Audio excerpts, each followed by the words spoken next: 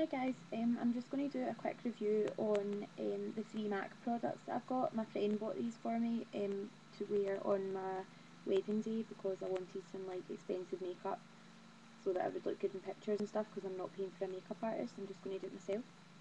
Previously I had never bought any MAC products because I just couldn't afford them. I didn't really agree with the prices of them. I still think it's a bit high, but after using a few of their products now, I can see why people do pay the money for them, because they are better, there's no question about it.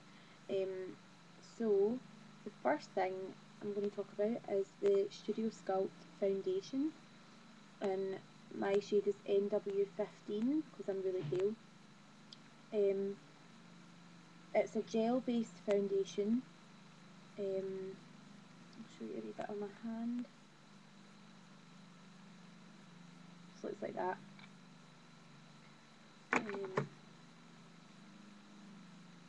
Just blends in like that.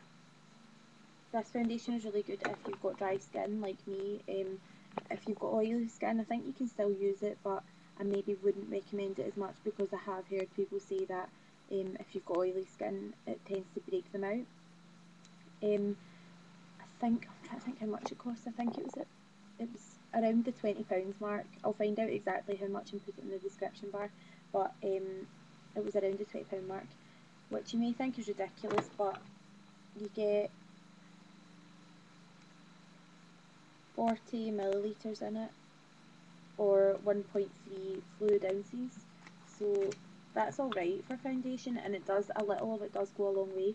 I've heard people say that they find it quite difficult to work with. I actually find it alright.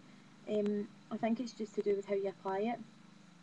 I usually apply foundation with a stippling brush, but I find it doesn't work as well with this foundation, just because it is gel, it's a wee bit harder to sort of shift around. So I've just been applying it with like a regular foundation brush, just like that, and I find it works really well with that. That was just a cheap one I got from Superdrug for like £3.99. I've also heard a lot of people apply it with a damp sponge. I've not tried that yet, because I've only had the foundation for a day, but I will try it, and I'll let everyone know how I got on with it. But I have heard that people apply it with a damp sponge, and apparently it goes on a little more sheer, so it might not be as good coverage. It's a medium coverage foundation, too buildable, so you can layer it if you want more coverage, but I find that you don't really need to. I find, because I do have quite bad skin, I've got quite a lot of breakouts going on just now, which I'm not happy about, but I find that if you just apply it like normal, it tends to be fine. Yeah, I've got it on just now, so you can sort of come to your own conclusions from it, I suppose. But no, I really like it. I think it's a great foundation. It stays on really well as well. You do need to set it with a powder, but that kind of goes for most foundations.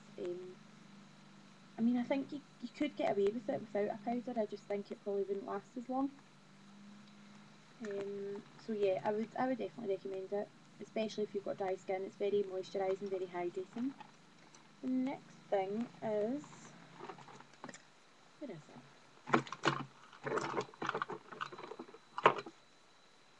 The Pro Longwear Concealer in NW15. You get 9 millilitres in this, or 0.30 fluid ounces. Looks like that. I had it for a day and it's already a complete mess. It's just like a little pump, and it really does go a long way. Like, I find that I don't even use a full pump, and it's really good. It claims to last for 15 hours, which I would probably agree with. I used it yesterday and it did not shift the whole day. Yep, it's really good. It's kind of liquidy. I don't want to put any on my hand because I'm trying to save it for the wedding day, obviously. But it's quite thin, but then it does give you really good coverage. I've heard a lot of people using the Studio Fix concealer, which is in the pot, and it's a little bit thicker. But the woman in the MAC shop recommended this for my wedding day because it will stay on for longer. And apparently it looks really good in pictures, which obviously I've not tried yet. But I really like it so far, so I would recommend it. It's good for blemishes and for under your eyes. the next thing is the MAC Mineralised Skin Finish Natural, and this one is in medium plus. Just comes in this wee compact. Oh, the concealer, I think the concealer was £13.50. This, I can't remember how much this was, I think it was around about £15 or something, but it just looks like that. It's baked pressed powder, and it's, yeah, just comes in that compact, which is really handy for just putting in your bag.